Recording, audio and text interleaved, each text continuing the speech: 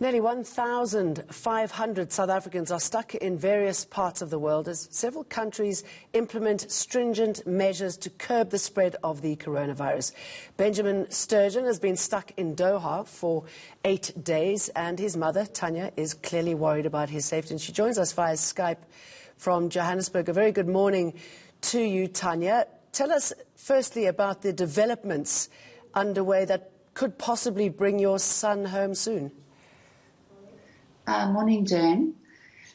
It has been a bit of a roller coaster, but from what I understand, they're waiting for the go-ahead from the Minister of Transport, and then they've got to sort of work out the logistics of who they get from where, and they've got to be able to justify enough people, it seems, on that plane to get them home.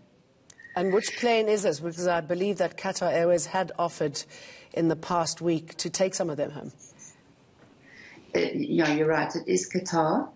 And so that's he's stranded at Doha Airport. I think Qatar are now being sort of amazing to them and accommodating them. But there's now 8 of them. There were 9. Apparently one person's gone back to their place of origin. But, Ben said this morning, they can't justify a flight for 8 people. So they're looking to kind of recruit people from around the world, like maybe they must go to London and connect there, or get people from the Middle East to collect in Doha to bring them back. All of it's a waiting game, it seems. And it seems that there's no clarity there at all, but I guess at least there's some sort of movement, the acknowledgement that they've got to get them home. How did Benjamin get to be there in the first place? What happened? He was doing a computer internship in Japan, and he was supposed to be there for another month. And when those, because of this coronavirus sort of last Sunday, he said, Mom, I'm worried. I think I need to come home. And I said, no, I agree with you. And we managed to get him on the earliest flight, which left Japan on Wednesday, arrived in Doha Thursday, and was supposed to arrive back here on Friday morning. But we never thought it was a problem in terms of the lockdown, which was still then pretty much up in the air. Because, Cyril Ramaphosa had said South Africans will be allowed back in the country. But suddenly when they implemented the lockdown, it was like, well, your flight has been suspended, so you can't go to South Africa. So, he's been in Doha ever since. And how's he feeling about it all? I should imagine stress, a bit of panic at some stage. And how were they looked after? Very stressful at the beginning, especially not knowing. Luckily for him, they were, he was on his own, but within that first day connected with these other South Africans, and they seem to have made quite a tight group. But I think the conditions were quite bleak at the beginning, because the first 4 or 5 days they slept in the airport terminal. Eventually they were allowed into the business lounge to sort of eat there and kind of have a shower after that time. But in the last 2 days, thank goodness, Qatar has put them up in the airport hotel, so they've managed to, have a shower, and so things have definitely improved for them.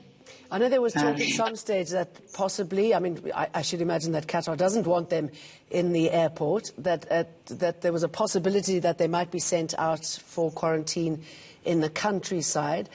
These suggestions or plans, how was it communicated to them? What about the ambassador there in Qatar? So the ambassador has been in contact with them. I think they met with him on Saturday, and he seems to have been quite engaged and concerned and all of that sort of thing. You're right, there was talk of that, but that seems to be on the back burner now.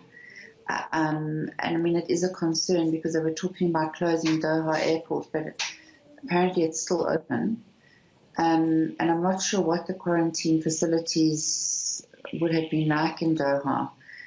But I think now it seems, And I think they're having meetings, Jane, from what I can understand, that the group kind of gets together and they have a meeting and they're, talking to people from Qatar and from Doha. So, Tanya, I'm going to jump in quickly. Just very briefly, I mean, how are you feeling as a mum now?